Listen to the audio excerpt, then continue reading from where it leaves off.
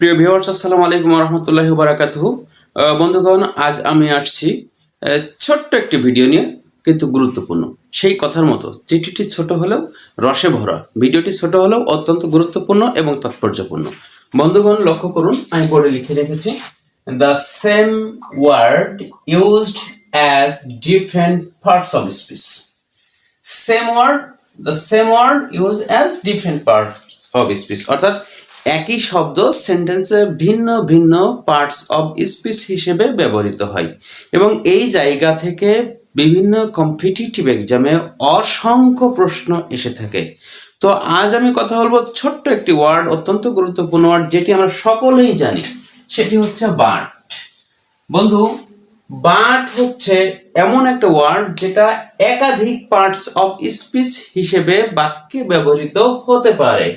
তো আমরা সাধারণত জানি বাট হচ্ছে জাতগত একটি কনজাংশন, কিন্তু আজ এই ভিডিওতে আমরা দেখব বাট আরো অন্যান্য কোন কোন পার্টস অফ স্পিচ হিসেবে বাক্যে ব্যবহৃত হতে পারে। প্রিয় বন্ধুগণ, লক্ষ্য করুন, প্রথমে আমি একটি উদাহরণ লিখেছি, it is but right to admit our faults. এখানে ইট ইজ বাট এখানে অনলি মিনিং প্রদর্শন করে, অনলি। অতএব বাট এ বাক্যে একটি অ্যাডভার্ব হিসেবে ব্যবহৃত হয়েছে।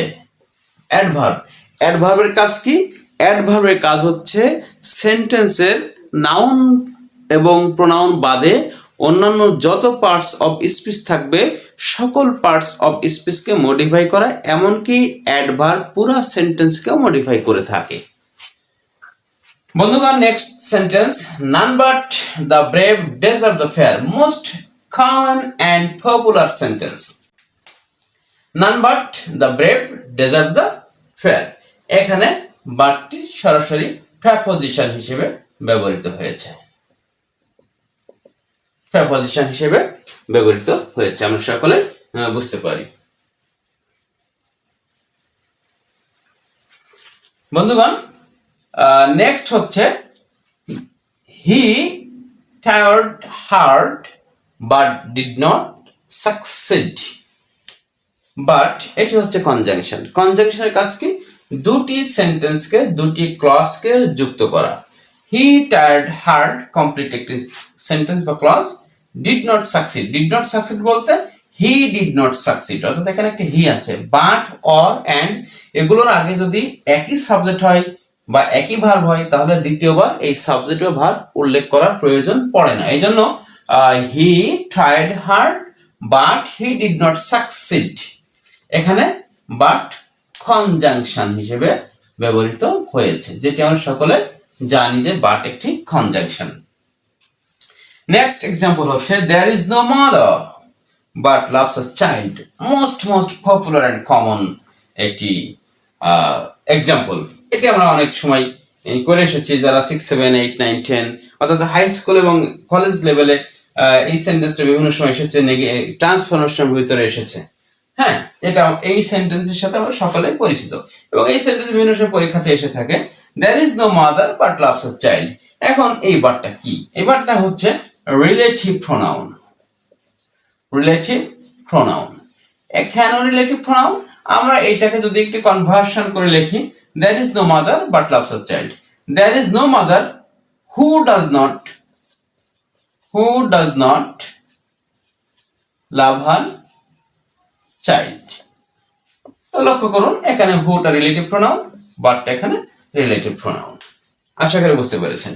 প্রিয় বন্ধুগণ, এরপরে যে সেন্টেন্স আছে, most common and important sentence, but me no buts. এই সেন্টেন্সটা আমরা অনেকে বলে থাকি, বাট আমরা প্রপার বাংলাটা হয়তো অনেক সময় জানি না। আমরা অনেক সময় বলি যে কিন্তু করো না।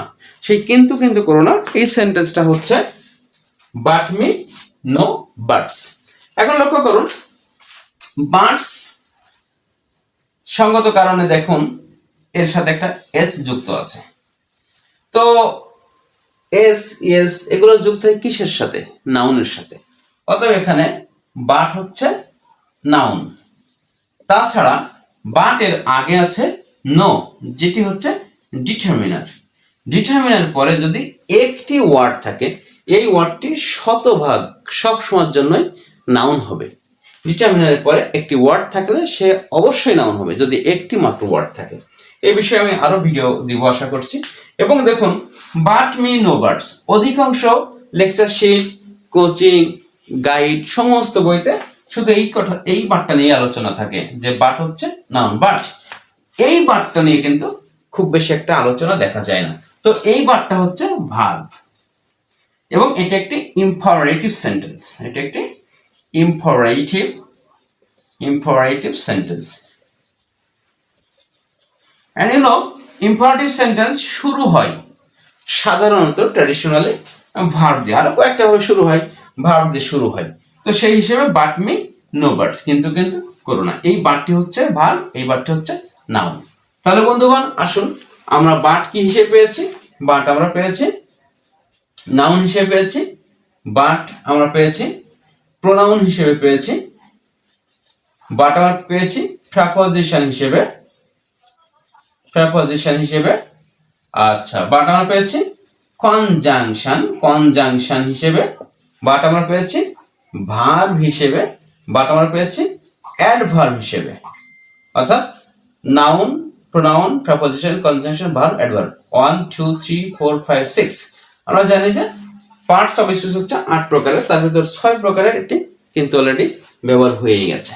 তো প্রিয় বন্ধুগণ, আমার এই ছোট্ট ভিডিওটি আশা করি আপনাকে অত্যন্ত কাজ দিবে আর কি। এই ভিডিওটি দেখুন এবং আমার সাথে থাকুন। এতক্ষণ সাথে ছিলেন সেজন্য আরেকবার আন্তরিক ধন্যবাদ দিয়ে শেষ করছি আজকের এই ভিডিওটি। ধন্যবাদ সকলকে।